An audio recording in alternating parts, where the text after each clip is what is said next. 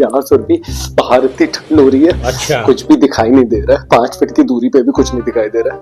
मेरे को यही डर लग रहा है अब दुकान कैसे जाऊंगा, ठंड लग रही है बहुत ज्यादा। तो फिर मत जाओ ना। अरे यार इतने टाइम से हम दोनों ने क्वालिटी टाइम स्पेंड नहीं करा है। आज बार हो रहा है, बहाना भी है, एक काम करते हैं हम दोनों मिलकर मूवी देखते हैं और मस्त टाइम स्पेंड करते हैं। चल ठीक है, मूवी देखते हैं।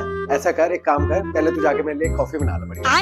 ये लो आपकी कॉफी। यार सुरभि वार्डरोब कितनी गंदी हो रही है, एटलीस्ट इसका तो ध्यान रखा कर। देख सब कुछ गंदा पड़ा हुआ है। अच्छा ठीक है, आप बैठ जाओ, मैं साफ। A few moments later. यार बिल्कुल मजा नहीं आया। ऐसा कर, एक काम कर, कॉफी तो पी ली है, थोड़े गर्मा गर्म पकौड़े बना ले यार। अभी मजा आएगा ना भिड़ो।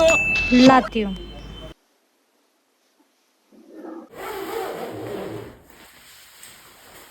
अब बिल्कुल ठंडी जाओ दुकान चलो।